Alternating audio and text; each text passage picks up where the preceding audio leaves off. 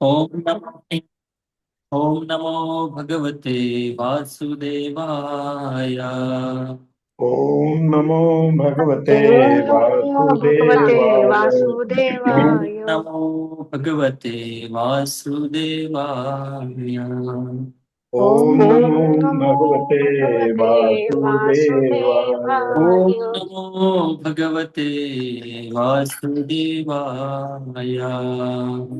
ओम ओम नमो नमो भगवते भगवते वासुदेवाय। वासुदेवाय। ओम अज्ञानतिमिरन्धस्य ज्ञानाञ्जनशलाकया चक्षुरोन्मिलितं दक्षिणे येन तस्मै श्रीगुरुवे नमः। नमो ॐ विष्णुपादाय कृष्णपृष्ठाय भूतले श्रीमते भक्तिवेदान्त स्वामीति नामिने। नमस्ते सारस्वती देवे गौरवाणी प्रचारिणे निर्विशेष शून्यवादी पाश्चात्य देश तारिणे वंशाकल्पतरुभ्यश्च कृपा सिन्धुभ्येव च पतितानां पावनेभ्यो वैष्णवेभ्यो नमो नमः। जय श्री कृष्ण चैतन्य प्रभु नित्यानंद श्री अद्वैत गदाधर श्रीवासादि गौर भक्तवृंद। हरे कृष्णा कृष्णा कृष्ण कृष्णा कृष्ण हरे हरे हरे हरे हरे हरे राम राम हरे राम राम राम राम राम हरे हरे हरे। हरे। हरे कृष्ण। हरे कृष्णा सभी भक्तों का हार्दिक स्वागत है आज के ऑनलाइन श्रीमद् भागवतम क्लास में। अरे प्रभूजी स्कंद कितवा चालू आहे? हाँ, पहिला स्कंद 8वा अध्याय आणि श्लोक संख्या 23 पासून सुरू होणार आहे श्लोक संख्या 23 से स्टार्ट 1.8.23। ओके, हरे कृष्णा। तो हम कुंती महारानी की प्रार्थना की चर्चा कर रहे हैं। किस प्रकार से कुंती महारानी भगवान श्री कृष्ण को अपनी कृतज्ञता जो है वो व्यक्त कर रही है और सुंदर श्लोकों में ये चर्चा जारी है।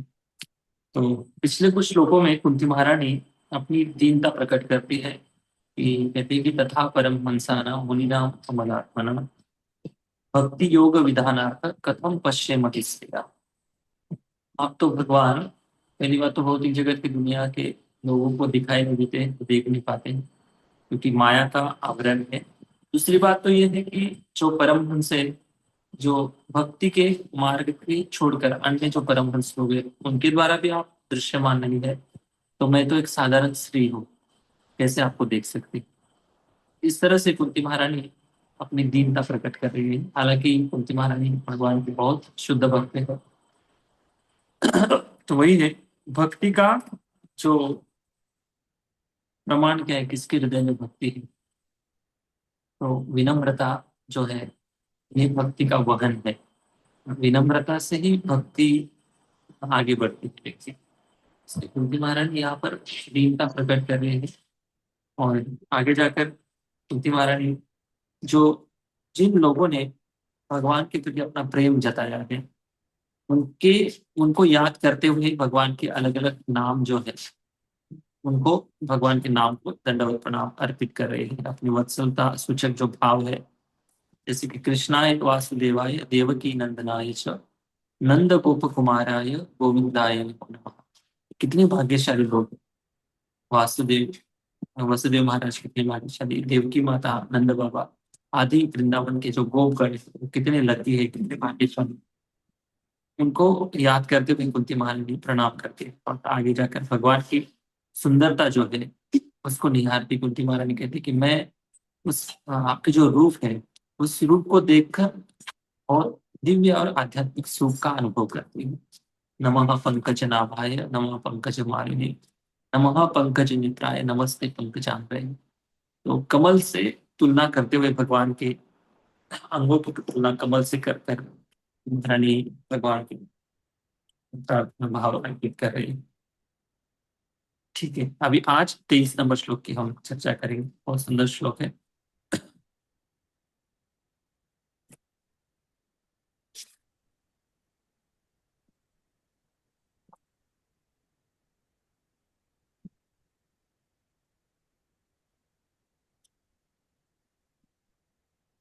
इस श्लोक में कुंती महारानी का मनोभाव ये है कि माता देवकी जो है इससे भी ज्यादा मुझ पर और मेरे जो बच्चे हैं, मेरे जो पुत्र है, उनके ऊपर ज्यादा अपनी कृपा की है। अभी क्या कृपा की इसके बारे में विस्तार से देखेंगे। कुंती महारानी इस श्लोक में बहुत ज्यादा कृतज्ञता का अनुभव कर रही है। देखेंगे एक भक्ति का जो मनोभाव, भक्त का जो मनोभाव होता है किस प्रकार से होना चाहिए, इन आज 23 और 24 नंबर श्लोक में दिखाई देगा। हमें श्लोक हम पहले पढ़ते हैं, इसका चर्चा करेंगे। मेरे कुछ दो है इसकी। यथा ऋषिकेश खलेन देवकी यथा यथा ऋषिकेश खलेन देवकी कंसेन रुद्धाति चिरं शुचार्पिता कंसेन रुद्धाति चिरं सुचार्पिता विमोचिताहं च सहात्मजा विभो विमोचिताहं च सहात्मजा विभो त्वयैव नाथेन मुहुर्विपद्गणात्। त्वयैव नाथेन मुहुर्विपद्गणात्। सुंदर श्लोक है। यथा ऋषिकेश खलेन देवकी, हे ऋषिकेश भगवान। यहाँ पर श्री कृष्ण को ऋषिकेश नाम से संबोधन करते हुए कुंती महारानी बताती है ऋषिकेश का अर्थ है कि सारे इंद्रियों के स्वामी। इंद्रियों के स्वामी क्यों बोला जाता है ऋषिकेश भगवान को? क्योंकि भगवान ऋषिकेश जो है उनके चरणों में जो व्यक्ति अपना मन अर्पित करता है, अपनी इंद्रिया अर्पित करता है, ऋषिकेश भगवान उनके मन को और इंद्रियों को ऐसा आनंद देते हैं कि फिर से भौतिक जगत का आनंद उसको हमेशा फीका लगने लगा। तो वो जो टेस्ट का अनुभव कराते हैं भगवान, और ऋषिकेश भगवान जो ऐसे हैं कि भगवान की सुंदरता को देखकर, भगवान के नाम रूप गुण लीला को देखकर ऐसे इंद्रिय विषयों में पड़े हैं, मन इंद्रिय विषयों में लगा हुआ है, वो भगवान ऐसे विषयों में पड़े हुए मन और इंद्रियों को अपनी सुंदरता से, अपने प्रभाव से आकर्षित कर लेते और फिर से कभी जाने नहीं देते। तो ये ऋषिकेश भगवान। कुंती महारानी उन ऋषिकेश भगवान को याद करते हुए कह रहे हैं कि यथा ऋषिकेश खले न देव की। खले न मतलब खल। खल जो शब्द है, खल एक दुष्ट व्यक्ति के लिए प्रयोग किया जाता है। जैसे आपने किसी मूवी में, पिक्चर में देखा होगा, एक नायक होता है, दूसरा खलनायक होता है ना। तो नायक की भूमिका जो होती है एक हीरो की भूमिका होती है, इसका थोड़ा एक आदर्श आचरण होता है। उसके बराबर विपरीत खल होता है, खलनायक। मतलब जो मनुष्य समाज में जो दुष्ट स्वभाव से परिचित है उसको खल कहते हैं।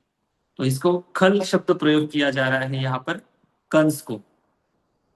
खले न देवकी, जो देवकी माता को जिसने तकलीफ दी थी, कौन थे? उनके ही भाई थे कंस।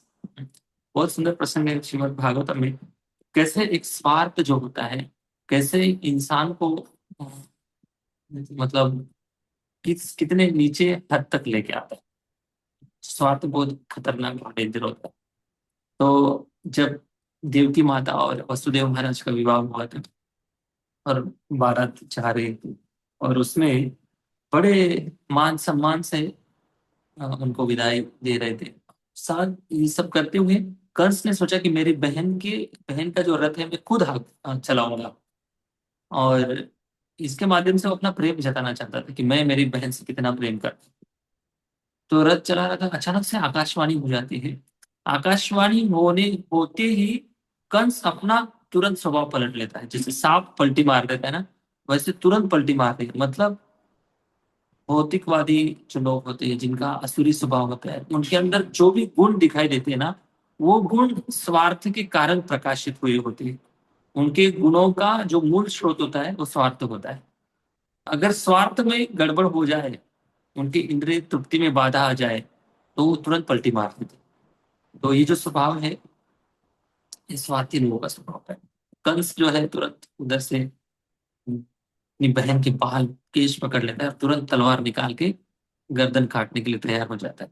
तब वसुदेव महाराज कहते हैं कि अरे कंस, ऐसे आप करोगे बहन के साथ? उसका तो अभी अभी विवाह हुआ। तो उसके 8वें पुत्र से आपको डर है ना, बहन की क्या गलती उसमें? तो जब पुत्र होंगे तब की बात तब देखा जाएगा, इतना अभी से इतना उसको मारने की जरूरत है। और आप तो एक शूरवीर राजा हो, आपकी ख्याति इतने लोगों में फैली है, मतलब वसुदेव महाराज एक मूर्ख व्यक्ति का गुणगान कर रहे क्योंकि परिस्थिति ऐसी थी। तो कंस को पटा रहे थे, बता रहे थे देखो आप ऐसे नहीं कर सकते, अगर चाहते तो आपको मैं देवकी के गर्भ से जितने भी पुत्र उत्पन्न होंगे, हर एक पुत्र को आपको देके सौंप दूंगा, फिर आप देखना उनको क्या करना है। फिर वैसे ही करते, लेकिन कंस बोलता है कि मैं आपको जेल में डाल दूंगा। फिर आगे जाकर एक पुत्र होता है, फिर आता है, तो उनको छोड़ देते कंस।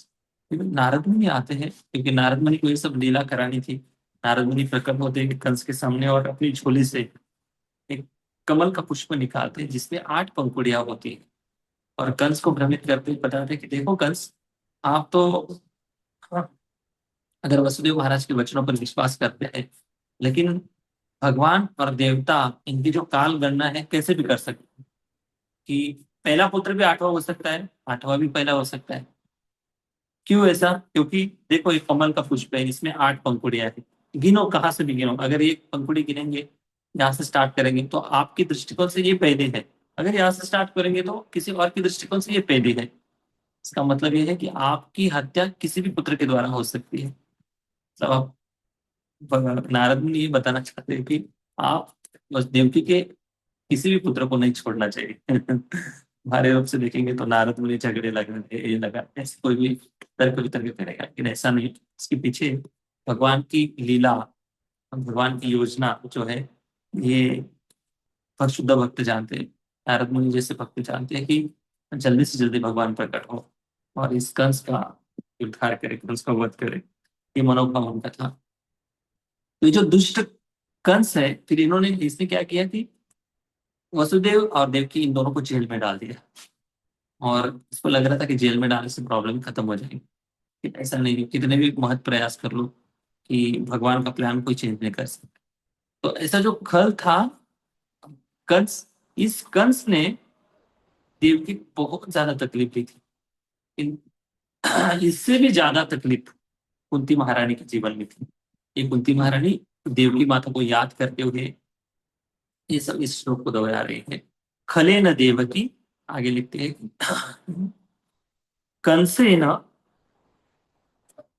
कंस जो राजा था उसके द्वारा रुद्धा, रुद्धा मतलब बद्ध कर दिया गया था, बांध दिया गया था, सलाखों से, चैन से उनके हाथ पैर को बांध कर जेल में डाल दिया था। और रुद्धा ती चिरम सुचार्पितम, अति दीर्घ काल तक, कितने दिन तक? कई दीर्घ काल तक, मतलब उनके जब तक 8 पुत्र नहीं हुए, फिर उसके बाद भगवान श्री कृष्ण चले गए, उसके बाद फिर वृंदावन से वापस आए, तब जाकर उनको जेल से छुड़ाया। अति चिरम, अति दीर्घ काल तक आपको बंदी बनाकर जेल में रख दिया था। इसके कारण सुचार्पितम, देवकी माता बहुत दुखी थी। यथा ऋषिकेश खलेन देवकी कंसेन रुद्धा चिरम सुचार्पितम, इस प्रकार से देवकी माता दुखी थी। आगे कहती है कि विमोचिताहम च सहात्मजा विभु, विमोचिताहम च सहात्मजा विभु, सह आत्मजा, स मतलब खुद को, और आत्मजा मतलब पुत्रों को। हे विभो, हे महान भगवान, हे सर्वशक्तिमान भगवान, मुझे भी आपने ऐसे ही दुखों से विमोचिता, मुक्त किया है। केवल मुझे ही नहीं, बल्कि मेरे पुत्रों को भी अलग अलग प्रकार के प्रसंगों से, जिन परिस्थितियों से आपने निकाला है और संकट से बचाया है। क्यों बचाया है? त्वयैव नाथेन, हमारे जीवन में आपके अलावा और कोई नाथ नहीं था, और कोई स्वामी नहीं था। हमने ना किसी का भी आश्रय कभी लिया ही नहीं आपके अलावा, और किसी का आश्रय लिया नहीं। जब आप उपस्थित रहते थे तो हमेशा आपको पुकारते थे, जब आप उपस्थित नहीं रहते थे तो हम हमेशा धर्म का आचरण करते थे और ब्राह्मणों के मार्गदर्शन में रहते थे।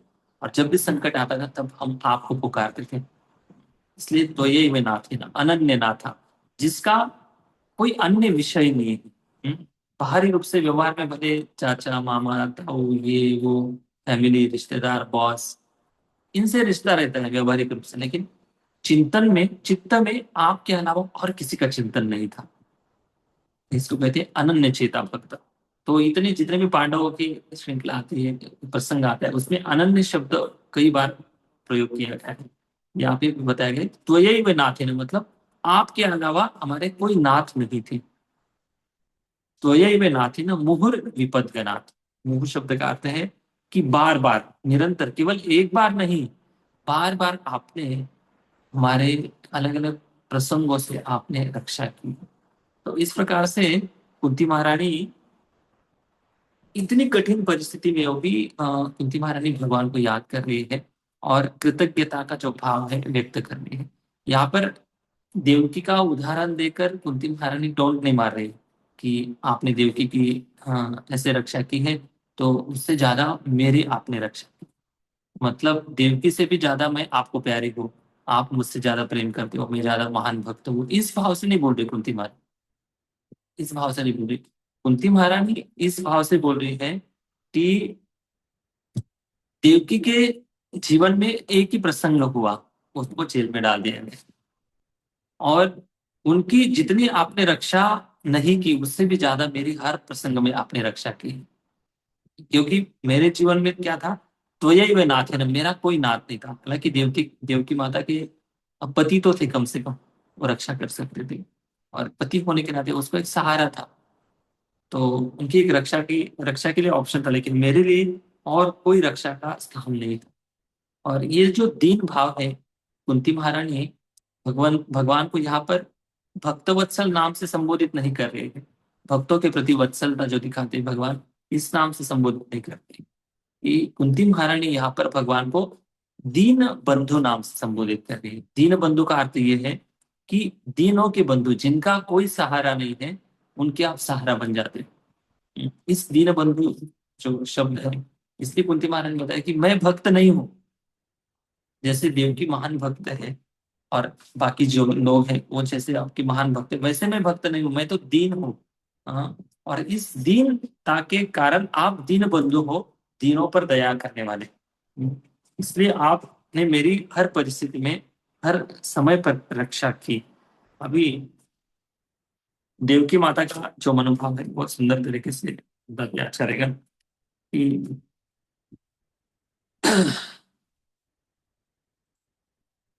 देवकी माता को देखिए, उनको पति थे, और उनके जो 6 पुत्र थे, बलराम जी तो चले गए थे वृंदावन रोहिणी माता के गर्भ में, 6 पुत्र जो मारे गए थे, 6 पुत्र मारे जाने का जो दुख है, ये कुंती देवकी माता को था। लेकिन सबसे ज्यादा सुख क्या था देवकी के जीवन में?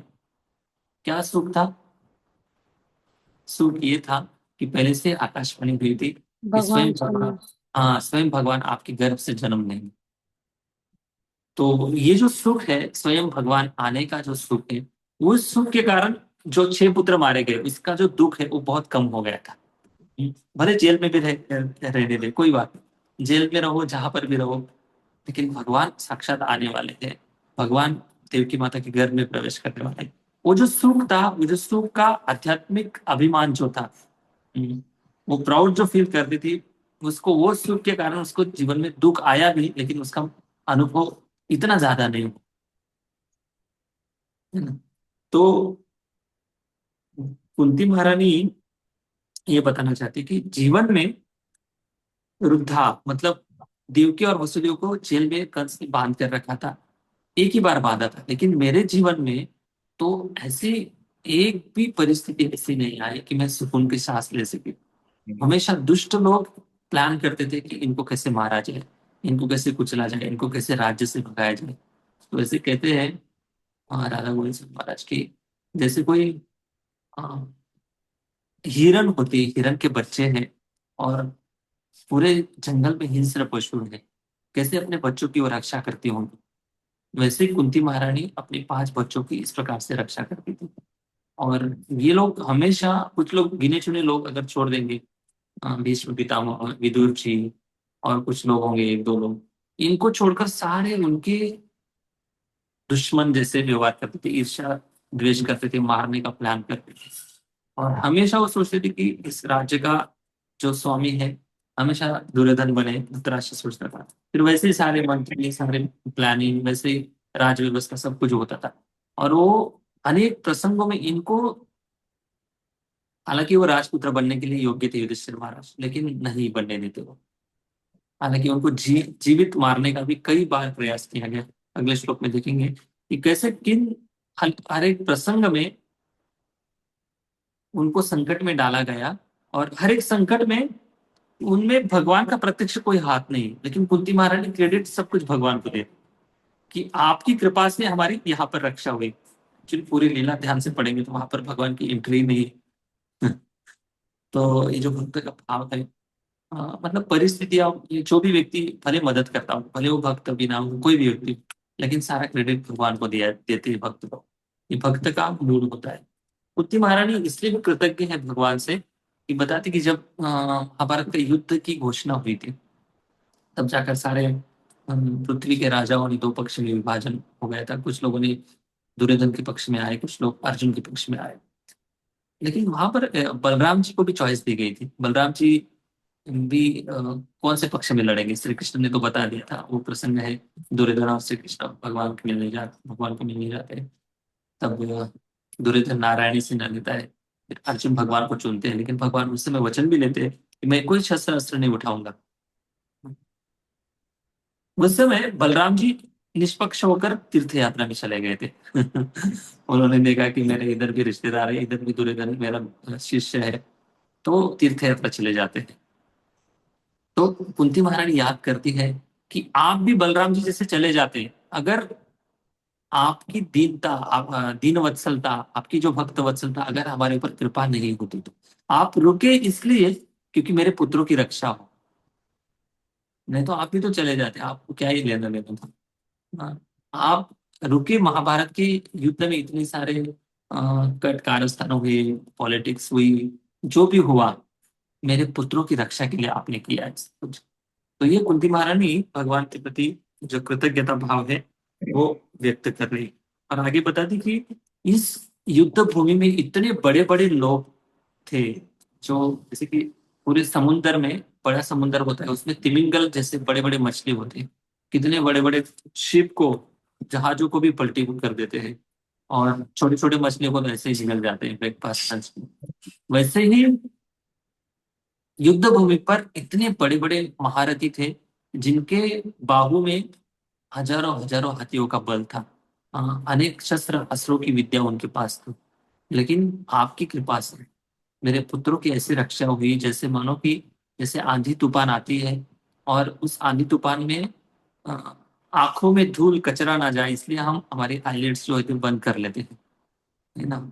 तो हमारी पलक बंद करके हम आंखों की रक्षा करते हैं। वैसे ही प्रभु आपने ऐसे तिमिंगल घमासान युद्ध में मेरे पांचों पुत्रों की आपने इस प्रकार से रक्षा की, और एक के भी किसी के बाल को धक्का नहीं लगा। तो ये सच में भगवान की रक्षा थी। तो ये कुंती महारानी सब कुछ याद करते हुए भगवान को प्रणाम कर रहे हैं। और देवकी जो थी, देवकी के जीवन की तुलना यहाँ पर करते हुए कुंती महारानी बताती है कि जीवन में कुंती महारानी के जीवन में जो दुख था, उनका यही दुख था कि 6 पुत्र मारे गए और उनको जेल में बंद कर दिया गया। बस इतना ही वो तो दुख था, लेकिन उनके जीवन में सुख ये था कि आप स्वयं आने वाले थे उनके गर्भ में। और दूसरी बात यह थी, मैं ऐसी परिस्थिति में, शोक संतप्त परिस्थिति में हमेशा रहती थी, हमेशा दुखी और डरावनी भावना से जीवन जीती थी। इसलिए मेरा कोई सहारा नहीं था कि मेरे पति थे, ना और कोई था। भले देवकी को पता था कि अगर 6 पुत्र समझो मारे भी गए, लेकिन पति जीवित है, और पति के साथ रहकर वो और पुत्रों की भी उत्पत्ति कर सकती थी, पॉसिबल था। लेकिन मेरे तो पति भी नहीं थे, और बच्चे छोटे छोटे थे। अगर मेरे बच्चे ही मारे जाते, पति का सहारा भी नहीं था जीवन में, और बच्चे भी अगर मारे जाते, तो मैं किसके सहारे जीवन जीती। इसलिए आपने मेरी बहुत कृपा करके इस प्रकार से रक्षा की है। इसलिए आप दीन वत्सल हो, दीन दीनों के पर कृपा करने वाले आप भगवान। आगे बताती कुंती महारानी कि देवकी के जीवन में आप स्वयं प्रकट होने वाले थे, और सारे आपत्तियों में सबसे चूड़ामणि, सबसे सुंदर, सबसे गुणवान, साक्षात पूर्ण पुरुषोत्तम भगवान आपको देवकी के गर्भ से प्रकट होने वाले थे। इसलिए देवकी को इतनी चिंता नहीं थी। जितनी की मुझे ज्यादा चिंता थी मेरे बच्चों की रक्षा की चिंता थी, इसलिए मेरे ऊपर ज्यादा कृपा किया। कैसे कृपा की? मेरे बच्चों की रक्षा की हर समय पर, और मेरे हर समय पर पुकार पर आप किसी न किसी माध्यम से मदद करने के लिए हमसे हमारे पास आ जाते थे। हम्म, तो ये कुंती महारानी का जो भाव है और सुमति बता रही है कि देवकी जो है, यथा ऋषिकेश न देवकी कंसेन श्रुद्धा चिरम सुचार्पित विमोचिताहम च सहात्मजा विभु त्वयैव नाथेन मुहुर विपद्गना। विपद्गना मतलब विपत्तियों में, अनेक अनेक विपत्तियां, केवल एक विपत्ति नहीं आई, एक के बाद एक विपत्तियां आती रही, तो इन विपत्तियों में आपने हमारी रक्षा की। तेरह से ऊपर।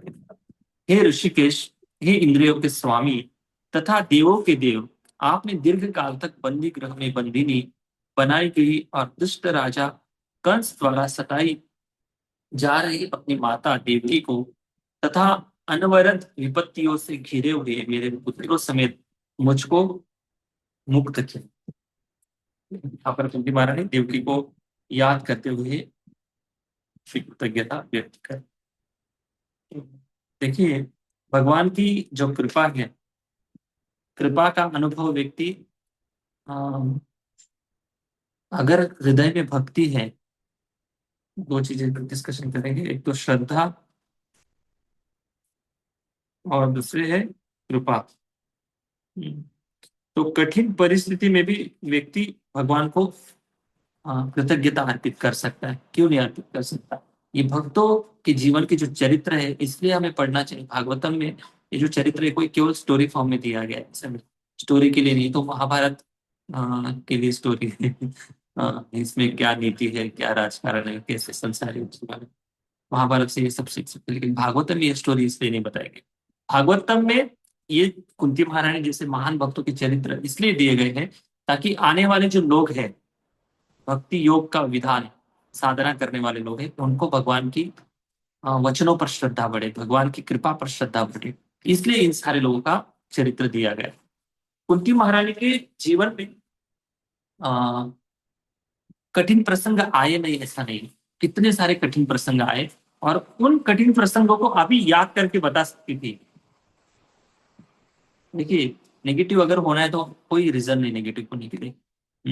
कुंती महारानी बता सकती थी कि मेरे भीम को जब जहर पिलाया गया, लेकिन मेरा भीम देखो कितना पराक्रमी है, उधर से पाताल लोक से, नाग लोक से भी बचकर वापस आ गए। कहाँ थे आप बताओ? जब हम वनवास में थे, कितने सारे राक्षसों ने हमारे तरफ पड़ी थी, कहाँ थे आप बताओ? जब हमें अग्नि में जलाने का, लाक्षागृह में जलाने का प्लान किया गया, कहाँ थे आप बताओ? ऐसे क्वेश्चन पूछ सकती थी कुंती महारानी, लेकिन एक भी कोई प्रश्न नहीं पूछा, बल्कि उसके बदले जहां पर भगवान का कोई हस्तक्षेप नहीं रक्षा में, ऐसे प्रसंगों को याद करते हुए कुंती महारानी भगवान को धन्यवाद और कृतज्ञता अर्पण कर रही है। तो ये एक्चुअली भक्त का मूड है। भागवतम हम इसलिए पढ़ रहे हैं, कोई स्टोरी पढ़ने के लिए भागवतम नहीं पढ़, कोई हमें टाइम पास कर, टाइम नहीं, हमारे पास टाइम नहीं जा रहा है इसलिए भागवतम नहीं पढ़। ये जो भक्ति के अंदर, भक्ति करते करते जो गुण प्रकट होते हैं, जो भाव प्रकट होते हैं ना, इसके लिए हम भागवतम पढ़ रहे हैं, और कोई रीजन नहीं भागवतम पढ़ने। तो कुंती महारानी के जीवन में शिकायत करने के लिए हजारों रीजन थे, हजारों कारण थे, फिर भी भगवान को धन्यवाद दे रही है। उनको पता है, भक्तों को हमेशा पता है कि भगवान की कृपा मतलब क्या होती है। और कृपा मतलब ऐसे कोई वो सेंटिमेंटल नहीं कि जो लोग, हजार लोग भगवान की कृपा बोलते हैं तो हम भी कृपा बोलेंगे, नहीं। उनके खुद के अनुभव है, उनके खुद के, उनकी रियलाइजेशन है कि भगवान की कृपा मतलब क्या है। भगवान भक्तों का हमेशा मंगल करते हैं, इस विधान के ऊपर उनका हमेशा दृढ़ विश्वास होता है। और उनको भगवान का प्लान भले दृश्यमान नहीं भी होता हो, लेकिन फ्यूचर में उनको भगवान जरूर साक्षात्कार करा देते हैं कि इन सारे प्रसंगों से जाना भी जरूरी था। कुंती महारानी का भाव यह है कि मैं इतनी दीन हूँ, दुखी हूँ, आपत्ति में थी, क्यों आपने ध्यान नहीं दिया इसलिए मैं संकट में थी, ऐसे नहीं। कुंती महारानी ये बोल रही है कि मैं मेरे कर्म के कारण दुखी थी, मेरे प्रारब्ध के कारण मैं दुखी थी, ऐसे मेरा जीवन था। लेकिन आप कितने कृपालु हो, आप दीन बंधु हो, आप दीनों के नाथ हो। जो व्यक्ति आपको पुकारता है उनकी सहायता के लिए आप आ जाते हो, हालांकि हमारी कोई योग्यता नहीं है। तो ये जो भाव है कुंती महारानी का, ये भाव बहुत जरूरी है कि हजारों रीजन है शिकायत करने के, माला छोड़ने के, माला तोड़ने के। कई ऐसे लोग देखे होंगे आपने कि माला झोली से निकालकर, भगवान ये लो आपकी माला में चला। अभी आप हजारों जन्म तक आपकी माला नहीं करेंगे, क्यों? क्योंकि आपने मेरे जीवन में ऐसा क्यों किया। क्यों किया मतलब क्या किया आपने? ऐसे बोलने वाले कई लोग हैं। तो ऐसे लोगों, क्योंकि माइंड जो है ना निगेटिव, किसी के भी माइंड में माया घुस सकती, कभी भी माया घुस सकती। मैंने बहुत सुंदर कुछ दिन पहले एक प्रसंग सुना। भक्ति सिद्धांत सरस्वती ठाकुर महाराज के एक डिसाइपल थे, उनका नाम था सुंदरानंद। इसको नाम याद है? सुंदरानंद, और एक नाम आगे था, ऐसा दीक्षित नाम था उनका, विद्यानिधि ऐसा कुछ नाम, सुंदरानंद। तो वो भक्ति सिद्धांत सरस्वती ठाकुर महाराज के जब लेक्चर होते थे, उस समय तो कोई रिकॉर्डिंग नहीं था, लेक्चर होते थे तो नोट्स बनाते थे, लिखते थे। और इतने बुद्धिमान थे कि भक्ति सिद्धांत सरस्वती ठाकुर महाराज अभी लेक्चर दे रहे, लेक्चर का फ्लो चल रहा है, तो उनको समझ में आ जाता था कि महाराज अभी अगला श्लोक क्या बोलने वाले हैं। इतने टैलेंट थे। तो वो सारे उन्होंने नोट्स बना के रखे थे। पता नहीं आगे जाकर उनके दिमाग में कौन सी कैसे माया घुसी, वो अपने गुरु के अगेंस्ट हो गए। और जितने भी उन्होंने नोट्स बनाए थे, श्लोक्स बनाए थे, उनके सिद्धांत लिखे हुए थे, वो सारे गंगा में फेंक दिए। तो माया जो है ना भाई, मैं ये बोल रहा था कि कैसे भले कितने भी आप भक्ति में लग जाओ, कुछ भी कर लो, लेकिन निगेटिव होने के लिए एक रीजन काफी है, एक रीजन। तो ये इन जैसे भक्तों के जीवन का चरित्र हम इसलिए पढ़ते हैं कि इनके जीवन में हजारों निगेटिव होने की रीजन है। फिर भी वो इन निगेटिव होने के रीजन दिखाई देते भारी रूप से। कोई भी सोचेगा कि अरे कहाँ वो पांडवों को इतनी तकलीफ मिली, क्या उनके जीवन में क्या भगवान ने क्या किया, जीवन पर तो तकलीफ ही झेली ना। निगेटिव बोलने वाले लोग बहुत हैं। तो हमें कुंती महारानी के जीवन से यही सीखना है कि हर प्रसंग में भगवान के प्रति कृतज्ञता भाव अर्पित करिए, भगवान के प्रति थैंक यू, भगवान को बोलिए। तो ये चरित्र है। और इतनी कठिन परिस्थिति ना हम जैसे लोगों के जीवन में होगी, ना भगवान इतनी हमारी कठिन परीक्षा ले। क्योंकि कठिन परीक्षा के लिए, भगवान की परीक्षा के लिए हम योग्य तो बन जाए कम से कम। भगवान उन्हीं की परीक्षा लेते हैं जो भगवान को, जिन्होंने मतलब एक्सेस दिया है, अलाउ किया है कि आप ले सकते। तो भगवान उनके नाम को पूरी दुनिया में स्थापित करते कि देखो हमारे, मेरे भक्त मतलब ऐसे होते हैं, हमारे भक्त मतलब ऐसे होते हैं। तो ये भक्त का स्वभाव होता है। कुंती महारानी अकेली लड़ रही थी इन सारे लोगों से, और कभी अधर्म का आश्रय नहीं ली, ना अपने बच्चों को कभी अधर्म सिखाया। बहुत कठिन प्रसंग है। ऐसा नहीं कि उनके बच्चे, कुंती महारानी के बच्चे बलवान नहीं थे, बहुत बलवान थे। भीम कितना बलवान था, हाँ। अर्जुन कितना शूरवीर था, युधिष्ठिर महाराज कितने बुद्धिमान थे। लेकिन बच्चों को कभी एक लाइन में भी आपने ऐसे देखा नहीं होगा कि कुंती ने गलत सिखाया बच्चों को। क्या महानता होंगी बुद्धों की सोचिए।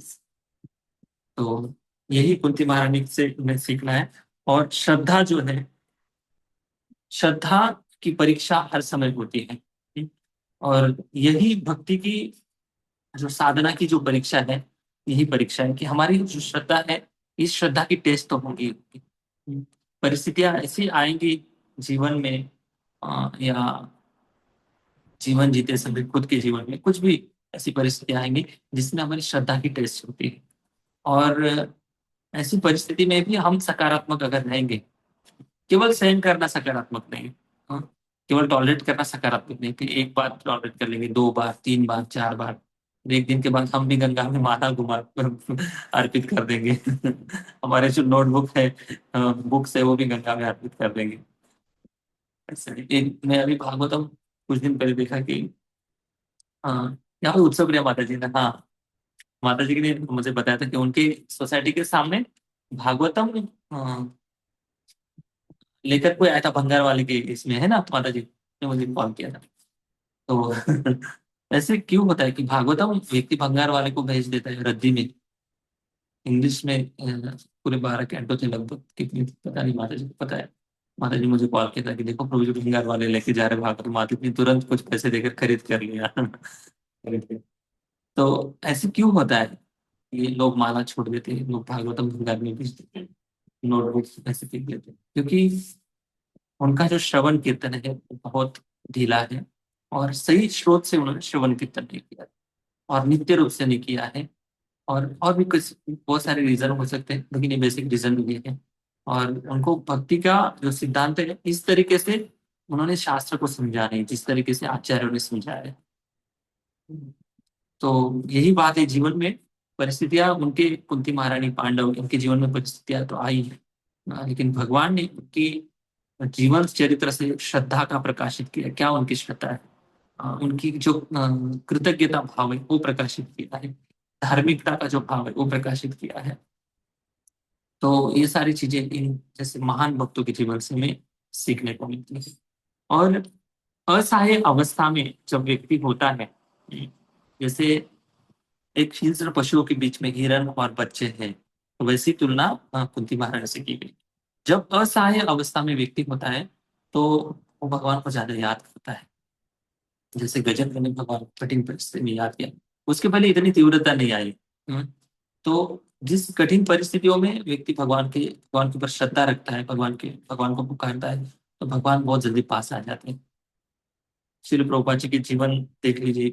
प्रभुपाद जी जब 70 साल के थे, तब प्रभुपाद जी ने देखा कि मैंने तो संन्यास लिया है। सन्यासी व्यक्ति मतलब उसने ऑलरेडी मृत्यु को स्वीकार कर ली, भौतिक जीवन उनके लिए खत्म हो चुका रहता है सन्यास के लिए। प्रभुपाद जी ने सोच लिया था कि मेरे गुरु का जो वचन है मैंने जीवन भर पूरा नहीं किया, लेकिन अभी पूरी शक्ति लगाकर प्रयास करूंगा। भारत में कई जगह पर प्रभुपाद जी ने ट्राई किया, ऐसा नहीं कि नहीं की, लेकिन भारत में उतना यश नहीं मिल रहा था प्रभुपाद जी को। तब प्रभुपाद जी ने सोचा कि अमेरिका जाता हूँ, कि गुरु महाराज की इच्छा है शायद। तो प्रभुपाद जी ने सोचा, 70 साल का व्यक्ति, ना पैसे है जाने के लिए, ये सोच अपने आप में ये क्या बोलते हैं इसको, चमत्कार है। कैसे व्यक्ति सोचकर ऐसे जा सकते? फिर जाते तो है, लेकिन 2 बार हार्ट अटैक आता है। प्रभुपाद जी ने यही सोचा था कि मैं अगर जाते जाते मर भी जाऊंगा, कोई बात नहीं, ये तो मेरे लिए वीर मरण के समान। योद्धा जो होता है, अगर योद्धा युद्ध भूमि पर मरता है तो उसको वीर गति प्राप्त हो जाती है। तो कोई कितने साधु भी चल है वृंदावन छोड़ते नहीं, टोपा जी का मनोभाव ये था ही नहीं। टोपा जी भगवान के काम करने के लिए अमेरिका जा रहे थे, लेकिन उनको हार्ट अटैक आ गए, तो उनके पास भी रीजन थे, मुझे वापस आना है, क्या मैं भगवान के लिए करने जा रहा है, भगवान मेरे जीवन में। फिर बात है, फिर हेल्थ खराब। टोपा जी ने इतनी शरणागति, इतना समर्पण, ये शरीर तो भगवान का है, मारो भी राखो भी जो इच्छा तुम्हारी। हम तो भजन गा लेते हैं, लेकिन प्रैक्टिकल तो हमारे आचार्य सिखाते कि मारो भी राखो भी जो इच्छा तुम्हारी, नित्य दास प्रतीत हुआ अधिकार। हम आपके नित्य दास है, और जीवन में जो चाहे वैसा करो, आपको अधिकार है। हम तो काष्टेर पुतली अच्छे नचाओ से मत। हम तो एक पपेट शो जैसे करने वाले लोग होते हैं ना, वैसे नचा सकते प्रभु आप। तो जब ऐसी शरणागति होती तब भगवान ऐसे महान आचार्यों, ऐसे महान भक्तों के हाथों से इतना बड़ा कार्य करा देते। और इतना सब कुछ करने के बाद भी प्रभुपाद कहते कि सब कुछ भगवान ने करा किया है, मैं तो बस इंस्ट्रूमेंट, भगवान के हाथ का। तो ऐसे महान आचार्य के जीवन चरित्र पढ़कर भक्तों को बहुत प्रेरणा मिलती है। इसलिए भागवतम केवल भगवान की स्टोरी नहीं, केवल भागवतम मतलब भगवान की कथाएं नहीं, भगवान के लिए वो तो रसास्वादन है। किनके लिए? मच्चित्ता मदगत प्राणा बोधयंत परस, जिनकी बुद्धि, जिनका चित्त श्री कृष्ण के श्रवण कीर्तन में आनंद का अनुभव करता है, उन लोगों के लिए भगवान की दिव्य लीला है। हमारे लिए वो भी दिव्य लीला भगवान की जो है, वो शुद्धिकरण और मनोरंजन दोनों के लिए। लेकिन ऐसे महान भक्तों के चरित्र हमारे लिए प्रेरणा स्थान है, और आशा देने वाले हैं, होप देने वाले हैं। तो ये बात है। और कठिन परिस्थिति में हमेशा भगवान को अगर पुकारा जाता है, तो भगवान के प्रति दिन पर दिन आसक्ति बहुत ज्यादा बढ़ती जाती है। और भगवान शायद कभी कभी जीवन में प्रसंग ऐसे लाते हैं कि मेरे प्रति आसक्ति बढ़ जाए। संसार की आसक्ति में वो व्यक्ति अगर बढ़ते जा रहा है, घूमते जा रहा है, इसको भगवान टर्न करते हैं, मेरे प्रति उसकी आसक्ति बढ़ जाए। और ऐसी आसक्ति से ही दिन पर दिन उसका कल्याण होता है, इस भक्त का। तो यही बात है कुंती महारानी के जीवन से। अभी अगले श्लोक में मैं इस क्लास में केवल एक ही श्लोक लेने वाला था, क्योंकि अगला जो श्लोक है बहुत सुंदर है, कोई मिस ना करना। तो उसमें सारे कुंती महारानी याद करते हैं कि कहाँ कहाँ पर आपने मेरी रक्षा की है, एक एक प्रसंगों को याद करते हुए थैंक यू बोलते हैं। बहुत सुंदर स्टोरी है, एक एक स्टोरी की हम चर्चा करेंगे तो उसके लिए पूरा 1 घंटा लग जाएगा। इसलिए आज के दिन में हमने एक ही श्लोक लिए है। इस प्रिया रंजन देवी माता जी तात्पर्य पढ़ी।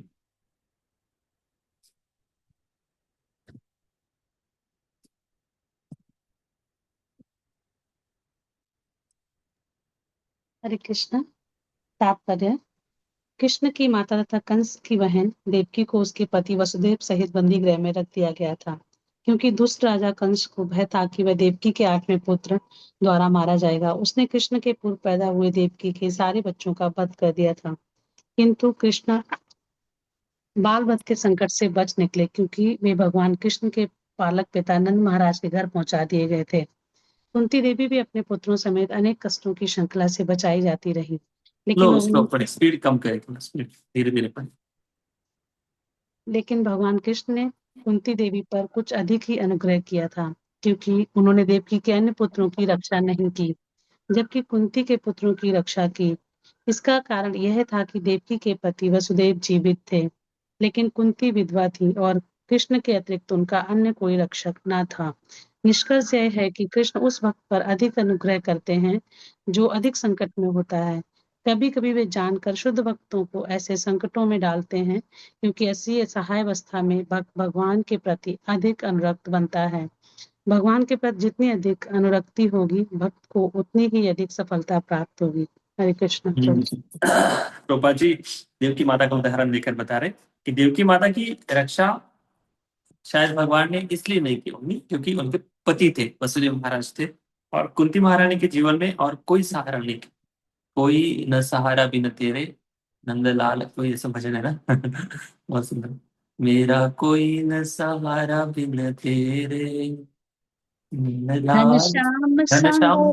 सांवरिया हाँ ऐसे सवरिया कुछ मेरे। सांवरिया मेरे, हाँ इनका भजन महाराज जी ने गाया था, नवयोगेंद्र स्वामी महाराज जी ने गाया। सुंदर। तो भगवान का सहारा जो वही व्यक्ति अनुभव करता है जीवन में। देखिए सब कुछ अच्छा है, रिलेशनशिप सब कुछ अच्छा चल रहा है, और सब परिस्थिति अच्छी है, तो भगवान का हम इतना सहारा नहीं लेते हैं। जो हृदय से जो पुकार आती है ना, तो कभी कभी परिस्थितियां जो होती है ना, अ, उन परिस्थितियों के कारण व्यक्ति भगवान से बहुत ज्यादा अटैच हो जाता है। अगर पॉजिटिव उनको अगर अच्छी संगति मिलती है, भक्तों की संगति मिलती है, सही उनका अध्ययन श्रवण कीर्तन सही तरीके से चल रहा है ना, वो व्यक्ति को बहुत जल्दी भगवत प्राप्ति हो जाती है। जिनके जीवन में भले प्रारब्ध से कष्ट भी क्यों ना आए, उस कष्ट में अगर सकारात्मक भक्ति का अच्छा मार्ग मिल जाता है, उसको साधु संगत मिल जाती है, तो वो अपना कल्याण तो करता है। लेकिन अगर एक भी गलत व्यक्ति के कान में उनके मंत्र मिल गए, अरे क्या ही प्रवचन करने वाले लोग, इनके पीछे क्यों पड़ते हो आप, टाइम बकवास करते हैं इनको क्या ही काम धंधा है। देखो क्या आपको मदद की कि भगवान ने क्या जीवन में हुआ। तो ये टेम्पररी जो चीजों के लिए, जो शाश्वत जीवन को खोने वाले जो लोग हैं, ऐसे लोगों की संगति में अगर रहेंगे, उनकी बातें अगर गुरु मंत्र के जैसे सुनते रहेंगे कान लगाकर, तो कोई मतलब नहीं। बर्बादी तो पहले से ही हो गई थी प्रारब्ध के कारण, लेकिन भगवान को दोष देंगे, शास्त्र को, वैष्णव की निंदा करेंगे, तो वो और ज्यादा अपराध कर देंगे। तो इसलिए भगवान की कृपा क्या है?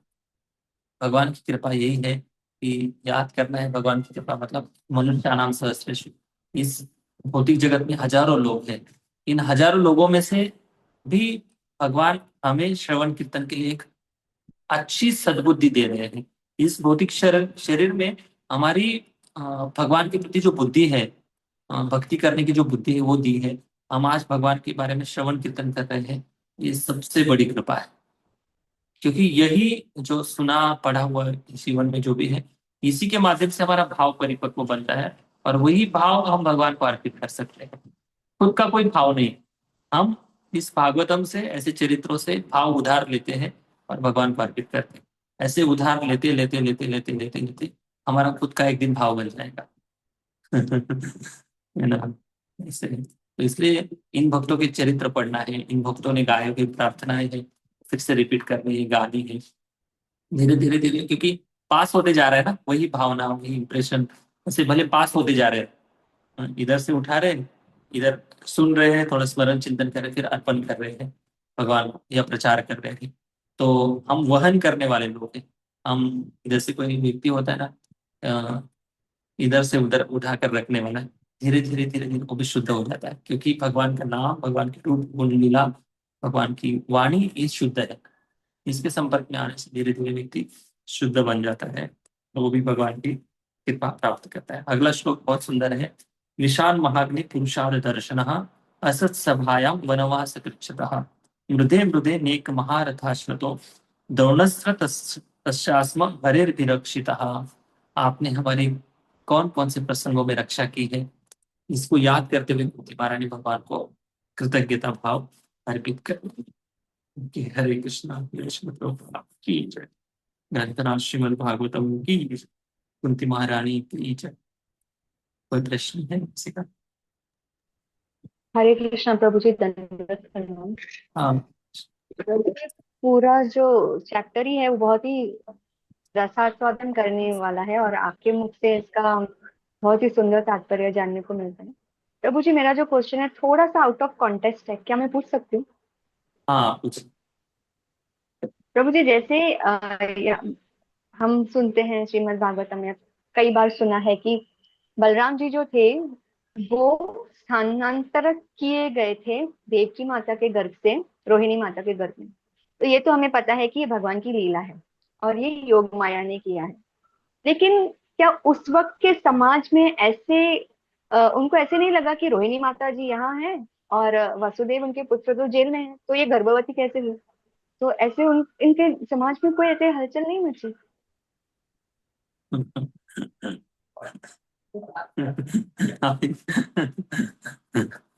देखो अभी उस समय क्या हुआ क्या नहीं हुआ, बहुत सारे अभी पता नहीं क्या हुआ, वो उसके बारे में कभी मैंने सुना नहीं। समाज में क्या चर्चा हुई, लेकिन ऐसे लोगों ने माना होगा कि रोहिणी माता वसुदेव महाराज के पास पहले से रहती थी, और फिर जैसे कंस के आतंक से भय से उनको उधर वृंदावन में रखा था, वो तो सबको पता है, ऐसे ही था, वृंदावन में रखा था। तो अभी ये पता नहीं कि पहले से अचानक से गर्भवती हो गई। अभी इस भगवान की लीला में क्या है कैसे है, अभी ये जो आप सोच रहे हैं ना, शायद महाभारत में ऐसी बहुत सारी कथाएं हैं कि क्षत्रिय मारे गए, फिर क्षत्रियों की पत्नियों को गर्भवती करने के लिए फिर ब्राह्मणों के पास भेजा गया, उस समय ये रूढ़ी परंपरा थी। ऐसी स्टोरी बहुत है महाभारत, अगर पढ़ेंगे ना तो उस समय वो गलत नहीं माना जाता था। वो ये सब अभी के समाज में और उस समय के समाज में, उस समय के लोग पवित्र भी थे, ये सारी बातें ये भौतिक जगत की है।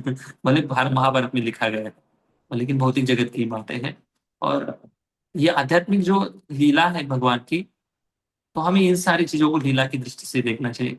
अगर हम महाभारत की दृष्टि से कृष्ण लीला देखेंगे, शायद हम ठीक से समझ नहीं पाएंगे। तो ये लीला जो है एक अलग प्लेटफॉर्म पर चल रही है, और इस लीला को हमें आध्यात्मिक दृष्टि से ही देखना पड़ेगा। अभी उस समय लोगों ने उनके ऊपर आक्षेप लगाए नहीं लगाए, वो तो कहीं मैंने सुना नहीं ना पड़ा है। बस भगवान बलराम जी के स्थानांतरित किए गए, फिर भगवान बलराम जी का जन्म हुआ। तो यही है, भगवान भगवान की लीला चल रही है, और कैसे हुआ क्या हुआ, भगवान सब कुछ कर सकते हैं। घटना घटना घटित पटित ऐसा कुछ बोला जाता है, जो शक्य है वो भी कर सकते हैं, जो इम्पॉसिबल है वो भी कर सकते हैं, और जो पॉसिबल इम्पॉसिबल के आगे है, वो भी भगवान कर सकते हैं। तो सब कुछ करने का सामर्थ्य भगवान के अंदर है। ऐसा कुछ किसी ने सोचा भी नहीं होगा, वृंदावन वासी है, ब्रजवासी है, तो हाँ कुछ सोचेंगे, भगवान की लीला में अनुरक्त है। और कोई ऐड करना चाहता है इस टॉपिक पर, किसी को कुछ लगता होगा तो बता सकते हरे कृष्णा। हैं। आ, बस। हाँ प्रभु जी मुझे सिर्फ ये कहना था, मैंने एक ब्रज बिहारी प्रभु जी के लेक्चर में सुना था कि जो कथाएं है ना, तो वो कथाएं को एंजॉय करना है, तो उसमें लॉजिक नहीं लगाना।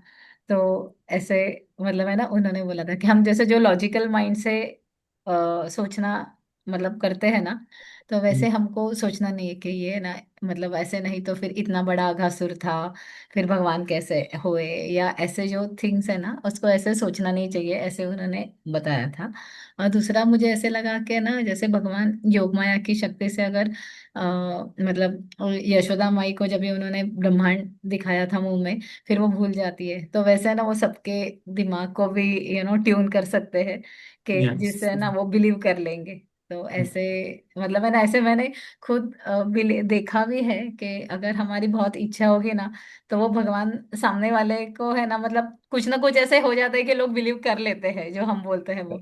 तो हमारे जैसे भक्तों में ऐसे हो सकता है, तो भगवान खुद के या बलराम जी के एक्सपांशन में तो वो कर ही सकते हैं, ऐसे मुझे लगता है। Yes true. बहुत बढ़िया, thank you. Hare Krishna. Okay माता जी, ऐसा है, सही बताया पता नहीं, भगवान की जो लीला है उसमें हमें सच में एंजॉय करना है। लेकिन जहाँ पर ऐसा लगता है ना, प्रश्न प्रश्न पूछ सकते हैं, ऐसा नहीं कि नहीं पूछना है, प्रश्न पूछ सकते हैं अगर डाउट है, इसमें कोई गलत नहीं है, पूछ सकते हैं। हरि बोल। श्रील प्रभुपाद की, ग्रंथ जय भागवतम की जय। जय। जय। हरे बहुत बहुत कृष्ण। आभार प्रभु जी आपका। Thank you. चरणों में दंडवत प्रणाम। सर्व वैष्णवांना दंडवत प्रणाम। हरि बोल। हरे हरे कृष्ण कृष्ण। भक्ति हरे कृष्ण।